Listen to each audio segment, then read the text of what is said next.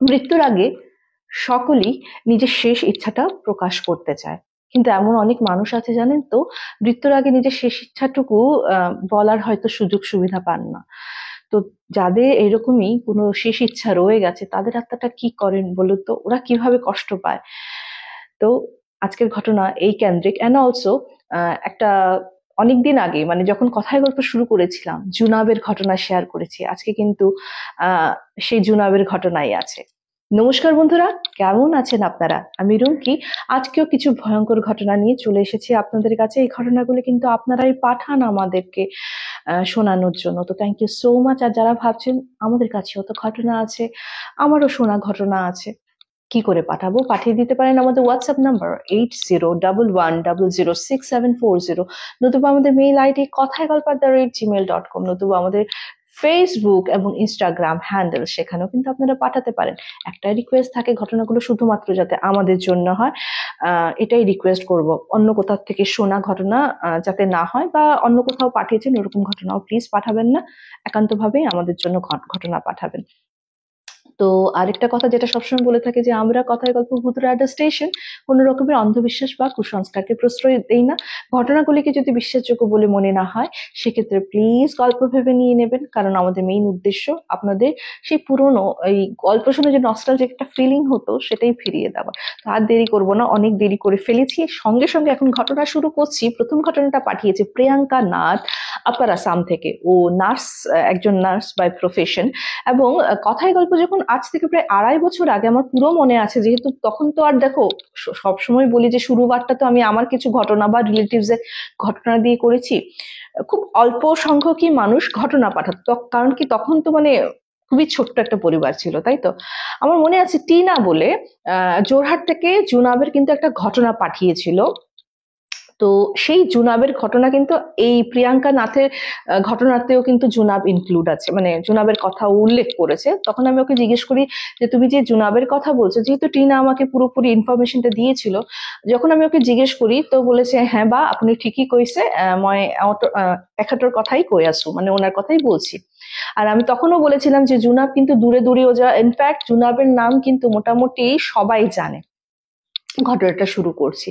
প্রিয়াঙ্কা নাথ বললাম আমি by profession একজন নার্স, তো নার্সিং ট্রেনিং নিয়ে ইন্টার্ন করে ও আপার আসামে, তো জোরহাট থেকে বেশি দূর নয়, আপার আসামে একটি নার্সিং হোমে ও জয়েন করে, ঠিক আছে। অ্যান্ড ওর বাড়ির থেকে কিন্তু নার্সিং হোমটা দূরেই ছিল, হ্যাঁ। তো ওই ধরো 1.5-2 ঘন্টা, মানে রেগুলার আপ ডাউন করা যায় না, কারণ দেখো সত্যি কথা বলতে গেলে আমি বারবার বলি যে কলকাতায় আমরা লোকাল ট্রেন সব মানে কমিউনিকেশন ফ্যাসিলিটি আছে। আমাদের আসামে জানো তো এখনো অনেক মানে মানে এমন কিছু কিছু জায়গা আছে যে 1-1.5 ঘন্টা, 1.5-2 ঘন্টা কিন্তু আমাদের জন্য অনেক, মানে যেহেতু কমিউনিকেশন সিস্টেমটা অতটা ভালো নয়, তো আমাদের এইরকম একটা অসুবিধার সম্মুখীন কিন্তু হতে হয়। তো প্রিয়াঙ্কার যে এখন নার্সিং হোমটা ওটা প্রচন্ড বড়, অ্যান্ড নার্সিং হোমের পেছন দিকে হোস্টেল, ওটা জেনারেলি নার্সদের স্টাফদের জন্য। হ্যাঁ, তো তোমার ইচ্ছে করলে সেই হোস্টেলে তুমি থাকতেও পারো, আর না হলে তুমি কিন্তু ইয়েতেও মানে ভাড়া করে পিজিভিজি বাইরেও থাকতে পারো, বাট ডিউটি টাইমে তুমি চলে আসবে। আচ্ছা, প্রিয়াঙ্কার কথা বলে দিচ্ছি, ও অসমিয়াতে পাঠিয়েছে, কিন্তু প্রিয়াঙ্কার মা বেঙ্গলি, ওর বাবা অ্যাসামিস, তো বাংলা বুঝতে পারে, তাই কথায় গল্প প্রতিটা ঘটনাও শোনে। তো গেছে। আচ্ছা, এখন বলছি যে হোস্টেল আছে, আর ঠিক তোমার নার্সিং হোমের এই হোস্টেল পেছনে হোস্টেল যাওয়ার পথে না ওদের মর্চারি মানে মর্গটা পড়ে। অ্যান্ড প্রিয়াঙ্কা যেটা বলছে যে তুমি তো আসামের দিদি, তুমি বুঝতেই পারছো আমাদের ওখানে কিন্তু প্রচন্ড বিশাল বিশাল গাছ। ইনফ্যাক্ট আমাদের নার্সিং হোমের কম্পাউন্ডে, মানে কম্পাউন্ডটা তো বেশ বড়, যেহেতু হোস্টেল আছে, দেন একটা ছোট্ট লন আছে, যাতে আমরা ওই হোস্টেলে যারা থাকে তারা মানে একটু হাঁটাহাঁটি করতে পারি, খুব সুন্দর করে মেনটেন করা। তো ওখানে এত বিশাল বিশাল গাছ আছে, কোনোটার হয়তো 150-200 বছর পুরনো হলেও মানে অচম্বিত নয়, হ্যাঁ, হতেই পারে। অ্যান্ড খুব সুন্দর মানে জায়গাটা খুব সুন্দর। প্রিয়াঙ্কার ফটো আমি দেখেছি, খুবই সুন্দর, প্রিটি, অ্যান্ড ওর চুলগুলো সত্যি খুব সুন্দর। তো প্রিয়াঙ্কাদের তোমার যে হোস্টেলের ম্যাট্রেন ছিলেন উনি মোহাম্মডান ছিলেন, অ্যান্ড প্রায় সময় প্রিয়াঙ্কাকে বলতো কি, এই তুমি চুলটা খোলা রাখবে না, তোমার এত চুল, হ্যাঁ, মানে দেখো উপরি হাওয়া অ্যাট্রাক্ট হয়ে যাবে, যে ছেলেরা তো অ্যাট্রাক্ট হবেই, উপরি হাওয়া অ্যাট্রাক্ট, মানে ইয়ার্কি করতেন। করে করে আবার কিন্তু সাবধানও করে দিতেন। ইনফ্যাক্ট ওদের হোস্টেলে নাকি চুটকু পুটকু ওই যে নজর বাগেরা লাগলে কোনো প্রবলেম হলে উনি নাকি টোটকা কিছু দিতেন আর কি। ভালো ছিল, মানে উনি সত্যি কথা বলতে হোস্টেলের সেই মেয়েগুলিকে না নিজের আত্মীয়র মতোই ট্রিট করতেন। আর ওনাদের যে হোস্টেলের রাঁধুনি ছিল সেও খুব ভালোবাসতো মেয়েদের, যেহেতু পুরোপুরি মেয়েদের মানে নার্সদের জন্যই আর কি হোস্টেলটা। প্রিয়াঙ্কাদের রুমটা ছিল ডরমেটরি টাইপ, মানে একটা রুমে 4 জন থাকে, ঠিক আছে। তো তখন কিন্তু শীতকাল, আর আপার আসামের শীতকাল, আমি এমনিই বলি আসামে খুব শীত বেশি, তার মানে আপার আসামে কিন্তু তুমি মানে ভাবতে হবে যে আরো বেশি শীত পড়ে। তো তখন শীতকালটা আসছে, এন্ড আমাদের ওখানে সোনাপুরের কমলা কিন্তু প্রচন্ড ফেমাস, হ্যাঁ। তো তখন কমলা উঠেছে, তো সেদিন ওর ডিউটি অফ ছিল, এবং ডিউটি অফের দিন দেখো নার্সরা তো সবসময় চুল টুল বেঁধে রাখে, তো ওই দিনও শ্যাম্পু করেছে, দিনটা ছিল শনিবার। তো শ্যাম্পু করে যেহেতু ঠান্ডা লাগছে, তো ওর আরেকটা মানে হোস্টেলেই থাকে একজন রুমমেট ঠিক না, মানে ওই হোস্টেলেই থাকে, ওরও অফ ছিল, তো বলছে চল বোলা আমি ছাদে যাই, ছাদে গিয়ে চুলটাও শুকানো হবে, কমলাও খাবো, ঠিক আছে। ওই ধরো 11:30-12টার ওরকম ওরা গেছে উপরে, চুল টুল শোকাচ্ছে, এন্ড দ্যাট টাইম আজান দিচ্ছে, হ্যাঁ। তো যেহেতু ওই নার্সিং হোমের থেকে তোমার মসজিদটা বেশি দূর না, মানে আজান দিলে তুমি সকালের আজানটা স্পষ্ট শুনতে পারবে, যেহেতু ফাজারের আজানের সময় তো জেনারেলি কোনো কথা মানে এতটা মানে শোরগোল থাকে না, তো দুপুরের আজান যে দিচ্ছে সেটা শোনা যায়, ঠিক আছে। চুল টুল করা শুকে টুকে ও নেমে আসছে। তো ওই দিন তো বললাম ডিউটি অফ ছিল, ওই দিন রাত্রেবেলা ওর মানে কি 4জন রুমমেট তো ওরা, তো ওর আর আরেকটা রুমমেটের তোমার মিডিলে মানে বিছনার মিডিলে একটা জানলা আছে, হ্যাঁ। অ্যান্ড ও কর্নারে ঘুমোয় প্রিয়াঙ্কা। তো প্রিয়াঙ্কার বলার মতে প্রিয়াঙ্কা তো ঠিক বুঝতে পারিনি ও কি করেছে, ওর একটা রুমমেট ওকে এরকম করে ধাক্কিয়ে বলছে আয় উঠছুন উঠছুন। তো প্রিয়াঙ্কা ধরফর করে উঠেছে, বলে কি হয়েছে, হ্যাঁ কিয় মাতি আসা, মানে কেন ডাকছো। তো বলছে আয় তুই কি কি কথা পাতি আসা, তুই কার লগত কথা পাতিস, ফোনত আসা নাকি, মানে তুই কি ফোনে আছিস, কার সাথে কথা বলছিস। তো প্রিয়াঙ্কা বলছে আমি কার সাথে কথা বলছি না, আমি তো স্বপ্ন দেখছিলাম, তো আমি তো কথা বলছি না। তখন ওর রুমমেটটা বলছে তুই তো কোনোদিনও স্বপ্ন দেখে এরকম করে বিড়বিড় করিস না, আর অ্যাজ ইফ মনে হচ্ছে কোনো ছেলেকে তুই বলছিস বিয়া না করু বলি, মানে বিয়ে করবো না। তখন না প্রিয়াঙ্কা হেসে দিয়েছে, বলছে সঁচাকে কৈছো মই সপোনতো এক্স্যাক্টলি ইটো সপনই চাই আসলো, মানে এই স্বপ্নটাই দেখছিলাম যে একটা সুন্দর ছেলেটা কোন জায়গায় দাঁড়িয়ে জানিস, ওই যে আমাদের যে হোস্টেল থেকে নার্সিং হোমে যাওয়ার জন্য যে মর্চারিটা আছে, ওখানে যে একটা বড় পুরানা গাছ আছে না, ওই গাছের নিচে সে আমাকে মানে প্রপোজ করছে যে মই তোমাক বিয়া পাতিব খুঁজো, তুমি ইয়েস করিলি বিয়া পাতিম, আমি বিয়া পাতিম, মানে আমি তোমাকে বিয়ে করতে চাই, তুমি যদি ইয়েস করো তাহলে কিন্তু আমরা বিয়েটা করে নেবো। তো আর আমি উত্তরে বলছিলাম যে আমি তোমাকে চিনি না জানি না, মই কিয় তোমার লগত বিয়া পাতিম। তারপর রুমমেট বলছে যে হ্যাঁ আমি তুই স্বপ্নে কি দেখছিস সেটা তো বুঝতে পারছি না, কিন্তু তুই মুখে এইটাই বলছিলি। প্রিয়াঙ্কার কিন্তু বয়ফ্রেন্ডও ছিল, অ্যান্ড ওরা কোয়াইট সিরিয়াস ছিল, কিন্তু ওরা ক্যারিয়ার নিয়েও সিরিয়াস ছিল। তো এখন কিন্তু বিয়ের কথা ওরা ভাবেও নি, ওরা প্ল্যান করেছে 3-4 বছর পর দুজনেই যখন ক্যারিয়ারের একদম মানে মোটামুটি একটা ভালো ইয়েতে চলে যাবে, একটা পজিশনে চলে যাবে, দেন ওরা বিয়ে করবে। তো ঠিক আছে, তো এই নিয়ে হাসাহাসি করেছে, কি করবে মানে হাস্যকর ব্যাপারই তো। ঠিক আছে, পরের দিন সকালবেলা ওর ডিউটি ছিল। তো ওই দিন সকালে কি করেছে, ও যাচ্ছে, ওর রুমমেটটা মানে ও আগে আগে যাচ্ছে, রুমমেটটা বলছে তুই যা মই আহি আসু, মানে তুই যা আমি আসছি। তো ও যাওয়ার পর ঠিক ওই গাছটার নিচেই ও কি করেছে, ও ঠাপ করে দাঁড়িয়ে আছে। মানে মানুষ যখন ফ্রিজ হয়ে যায় না, ফ্রিজ হয়ে গেলে যেরকম হয় ও এরকম মানে ফ্রিজ হয়ে গেছে, মানে স্ট্যাচুর মতো দাঁড়িয়ে গেছে। ও হাঁটতে পারছে না, নড়তে পারছে না, কিছু করতে পারছে না, আর কানের মধ্যে একটা ওরকম শীষের একটা আওয়াজ শুনছে। কতক্ষণ দাঁড়িয়ে ছিল ও জানে না, ও স্তম্ভিত ফিরেছে। ওই রুমমেটটা এসে আয় ইয়াত কেউ হয়ে আসা, মানে এখানে কেন দাঁড়িয়ে আছিস, চল তুই যাবি না, ডিউটি দেরি হচ্ছে, এই তো আগে আগে বেরিয়ে গেছিলি, এখন তো সেই তো দাঁড়িয়েছিস।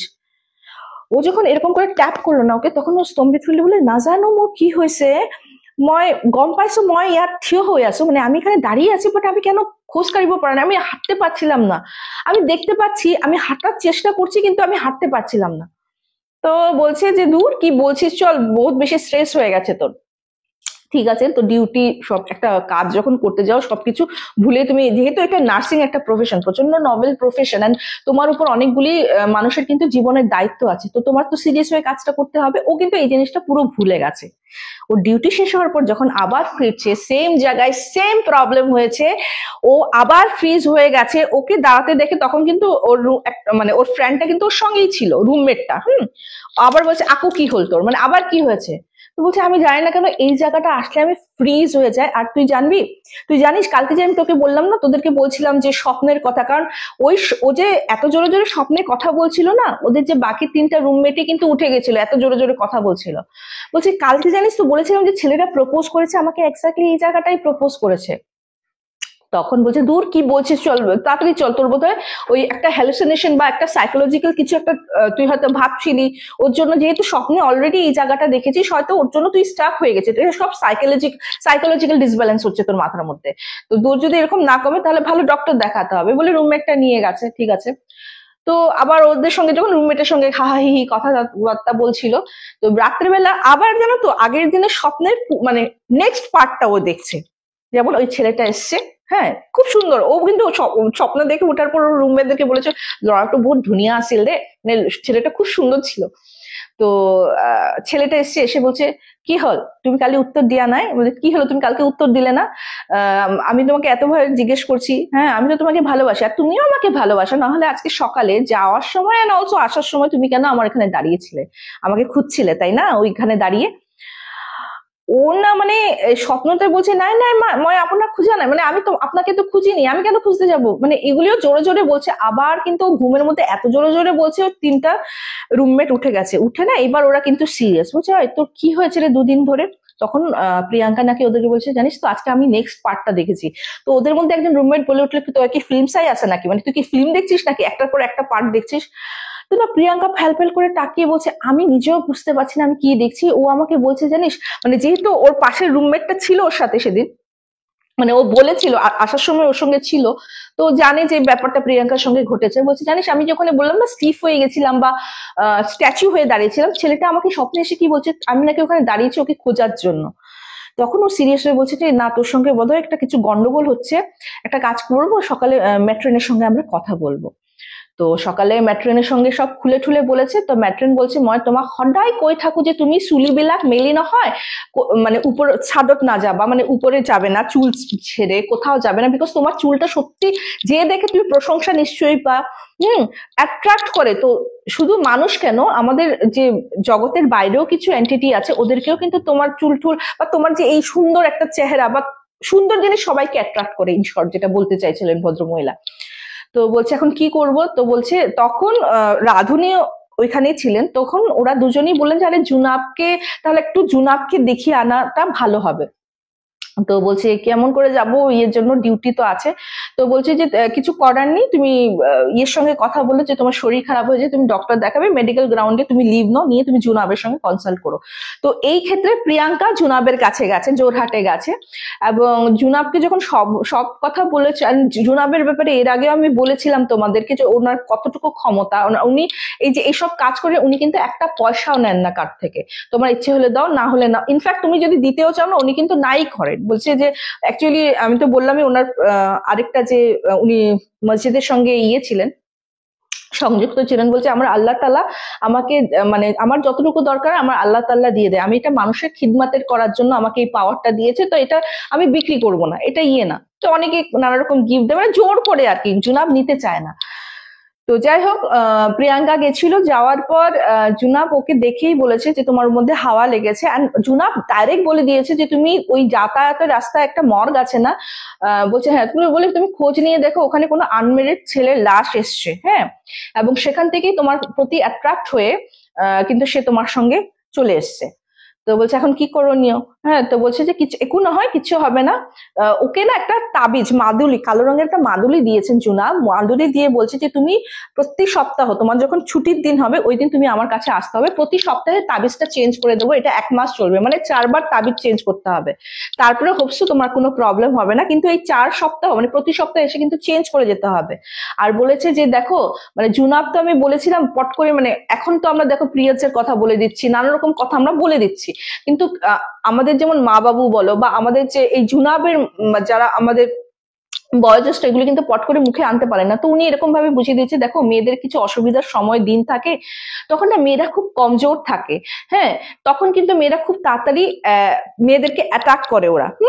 আবার আরেকটা কথাও বলেছে যে যেমন আমরা সুন্দরের দিকে দেখলে অ্যাট্রাক্ট হই, সুন্দর জিনিসটা আমাদের ভালো লাগে, ঠিক তেমনই ওদেরও কিন্তু সুন্দর জিনিসটা পছন্দ। তাই আমি বলবো যে একটু সাবধানে থাকবে, সাবধানে থাকলেই দেখবে কোনো রকমের প্রবলেম হয় না।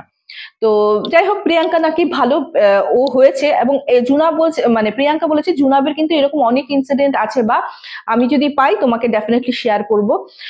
তো ডেফিনেটলি প্রিয়াঙ্কা শ্বেয়াৰ কৰি দিবা, কিয়নো অসমৰ ঘটনা শুনিবলৈ চবে ভাল পায়। আসামের ঘটনা কিন্তু শুনতে অনেকেই ভালোবাসে। অ্যান্ড আমি চেষ্টা করি আসামের থেকে তোমরা তো পাঠাও অ্যান্ড অলসো নিচে কালেক্ট করা। তো আসামের ঘটনা তো বটেই, আমরা কিন্তু স্পেশালি রুমকি কিন্তু সববার মানে পৃথিবীর সকল প্রান্তের ঘটনা আমি শুনতে ভালোবাসি, ইনফ্যাক্ট তোমাদের সামনে প্রেজেন্ট করতেও ভালোবাসি। তো সব প্রান্ত থেকে তোমরা ঘটনা পাঠাও। যারা এখনো সাবস্ক্রাইব করেনি প্লিজ সাবস্ক্রাইব করে দাও, লাইক এন্ড শেয়ার করতে ভুলো না, সবার সঙ্গে শেয়ার করো, ফেসবুক প্রোফাইল হোক, হোয়াটসঅ্যাপ স্ট্যাটাস হোক, বন্ধু মহল হোক। অ্যান্ড ডেফিনেটলি আমি যেটা সবসময় বলি সকলকে, মানে যারা এইসব ঘটনায় ভয় না পায়, যারা ভয় পায় তাদের ক্ষেত্রে সঙ্গে প্লিজ করো না। তো চলো নেক্সট চলে যাব। সমীর রায় পাঠিয়েছে মালদার থেকে। তো একটা আসাম একটা ওয়েস্ট বেঙ্গল, ঠিক আছে, তো দুটোই আমার ঘর, আসামও আমার ঘর, ওয়েস্ট বেঙ্গল আমার ঘর।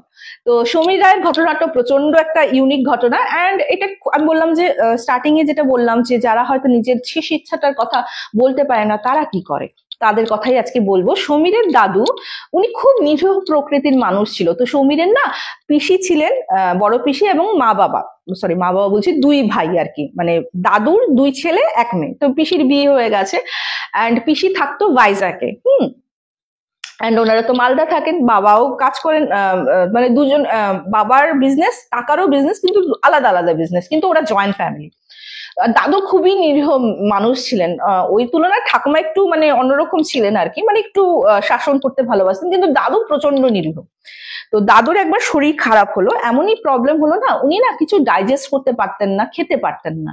মালদার ডক্টর দেখিয়েছেন, তারপর কলকাতায় নিয়ে এসছেন, কলকাতার ডক্টর দেখিয়েছেন, কলকাতার ডক্টর দেখানোর পর উনি 15 দিন ঠিক ছিলেন, তারপর ওনার প্রবলেম শুরু হলো। তো তখন ওনাকে নাকি ভাইজাগ নিয়ে গেছে, পিসি বলছে যে বাবাকে নিয়ে আয়, এদিকেও ডাক্তার ভালো আছে, হায়দ্রাবাদও যেতে পারি আমরা, বা চেন্নাইও যেতে পারি, বা ভাইজাগের ডক্টরও ভালো আছে, এমনিও সাউথের ডক্টর তো আমরা জানি একটু অন্যরকম, মানে মানে আমরা এখানের মানুষও কিন্তু সাউথেই দৌড়াই। তো বলছে ঠিক আছে, যেহেতু ওনার কিওর হচ্ছে না, কিওর হয়ে গেলে কথাটা আলাদা ছিল, তো ওনাকে নিয়ে গেছে। যাওয়ার পর জানো তো ওনার মানে ওয়াইফ গেছেন 1 সপ্তাহ ছুটি নিয়ে গেছে, মানে ওয়াইফ গেছেন 1 সপ্তাহ ছুটি, মানে ওনার দুই ছেলে বিজনেস করে 1 সপ্তাহের জন্য ওনারা গেছেন। ওই স্টাফ যেহেতু পুরোনো অনেক স্টাফ আছেন ওনাদের ভরসায় ওনারা গেছেন, ঠিক আছে, বোনের বাড়িতে গেছেন, মানে দিদির বাড়িতে। তো ওইখানেই ভদ্রলোকের কি হয়েছে জানো তো, উনি এক্সপায়ার করে গেলেন, মানে বাঁচানো গেল না হঠাৎই। হ্যাঁ, মানে যেই প্রবলেমের জন্য গেছিলেন ওই প্রবলেম না হয়ে মানে ওনার স্ট্রোক করে গেছে আচানক, এন্ড এরকম হয়ে গেছে। তো ওখানে যেহেতু 3 ছেলে মেয়েই ছিল না, তো ওরা ডিসাইড করলো যে ওখানেই দাহ সৎকার করা হবে, এবং তোমার ওখানেই আর কি, যেহেতু ওনারা মানে দাহ সৎকার করে ওখানেই আস্থি বিসর্জন করে ওরা বাড়ি চলে আসবে, শ্রাদ্ধ শান্তিটা ওনার বাড়িতে হবে। তো দাহ সৎকার হয়ে গেছে, আস্থি বিসর্জনও দিয়ে দিয়েছে। তখন সমীরের মা বললেন যে মানে তখন মানে ওনার হাজবেন্ডকে বলছিলেন যে বাবা কিন্তু বাড়ির প্রতি প্রচন্ড টান ছিল, ঠিক আছে ওখানে দাহ সৎকার করে দিয়েছিল, অস্থি বিসর্জন তো আমাদের এখানে এসে করতে পারতে। তখন সমীরের বাবা বলছে দেখো অস্থি আনাটাও খুব মানে ছোঁয়াছাতির ব্যাপার আছে, ভয় লাগে, তো তাই আমরা ওখানে মানে যেহেতু 3 ভাই বোন ছিলাম ওখানেই বিসর্জন দিয়ে এসছি।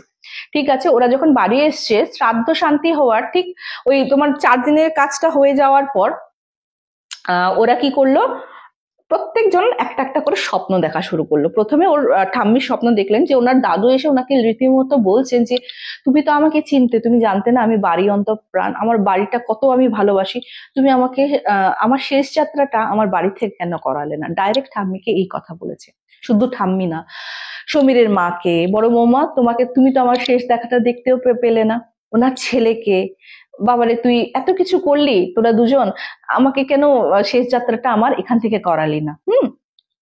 মানে নানা মতে তো স্বপ্ন দেখাতেন। ইনফ্যাক্ট ঠাম্মি পরে দাদুকে ফিল করা শুরু করলেন, ঠিক আছে, ঘরের মধ্যে। তো উনি তো প্রচন্ড ভয় পেয়ে গেছেন, মানে যেটা আর কি ভয় পেয়ে গেছেন মানে কি, তুমি যখন জানো যে তোমার মানে হাজবেন্ড তো হাজবেন্ডের জায়গায়, বাট উনি অন্য একটা ডাইমেনশনে চলে গেছেন, তো উনি হঠাৎ হঠাৎ চলে আসেন এন্ড উনি তোমাকে চার্জ করছেন, সেটার একটা ভয়, একটা গিল্ট কাজ করতে লাগলো যে সত্যি তো আমি কেন এই জিনিসটা বললাম না। তারপর উনি আরেকটা কথা মানে মনে মনে বললেন যে ওনাকে বলতেন যে তোমার ছেলে মেয়েদেরই তো কষ্ট হতো ওরকম ভাবে তোমাকে নিয়ে আসতে, তাই আর কি আমি ভেবেছি, তো তুমি তো তোমার ছেলে মেয়েকে দেখেছোই, আমরাও তো ছিলাম, তাই আর কি ওখানে দাহ সৎকারটা করে এসেছি। কিছুতেই কিছু হচ্ছে না, বুঝেছো। তারপর পুরোহিত মশাইকে বলছে যে এরকমের উনার মানে দাদুর যে টাইমিংটা, মৃত্যুর টাইমিংটা দেওয়া আছে না, ওখানে কোনো দোষও লাগেনি, ওই এক পাত দোষ, ওটা তো অনেকের লেগেই থাকে, কিন্তু ওরকম কোনো দোষ মানে খুব প্রচন্ড মেজর কোনো দোষ কিন্তু পায়নি উনি। তথাপিও কিন্তু এই জিনিসটা হতে লাগলো। তো পুরোহিত বলছে যে আমি ঠিক আছে, মানে শ্রাদ্ধ শান্তির পর উনি একটা পূজা করে দিলেন, পূজা করে দেওয়ার পর বলছেন হোপসো এখন কোনো প্রবলেম হবে না। কারোর প্রবলেম হয়নি, ওনার ওয়াইফ মানে সমীরের ঠাকুমার প্রবলেম হয়েছে। উনি 1 বছর অব্দি ওনার হাজবেন্ডকে কিন্তু পুরোপুরি ফিল করে গেছেন, অ্যান্ড প্রায়শই স্বপ্নে, মানে ওনার প্রচন্ড আক্ষেপ ছিল যে ওনার শেষ যাত্রাটা কেন ওনার বাড়ির থেকে হলো না। তো যাই হোক, 1 বছর পর ওনার ছেলেটা গিয়ে ওনার পিণ্ড দান করেন, তারপর থেকে বসে আর কোনো স্বপ্নও দেখেননি, কোনো মানে ভয়, মানে ঠাকুমা যেমন ফিল করতেন ওই ফিলটা হয়তো করেননি, কিন্তু ওনার মানে সমীর যেটা বলছে যে ঠাম্মার না প্রচন্ড একটা আক্ষেপ রয়ে গেছিল দিদি, যে আমি ওনার তো স্ত্রী, এত বছর ধরে ঘর করেছি, আমি তো জানতাম যে সত্যি বাড়ি অন্তঃপ্রাণ। আমি যদি ওনার ইয়েটা নিয়ে আসতাম, মানে মরার পরেও যে উনি কষ্ট পেয়েছেন 1 বছর, তো উনি দেখো শান্তি পাননি না, ওই শেষ ইচ্ছাটা হতে পারে, এই ইচ্ছাটা হয়তো অনেকের জন্য আচ্ছা ঠিক আছে উনি তো মারাই গেছেন, বডি আর তো বডি, বাট জানো তো মরার পরেও নাকি আত্মাটা পট করে বডিটা ছাড়ে না, ও কিন্তু দেখে, ও কিন্তু কষ্ট পায়।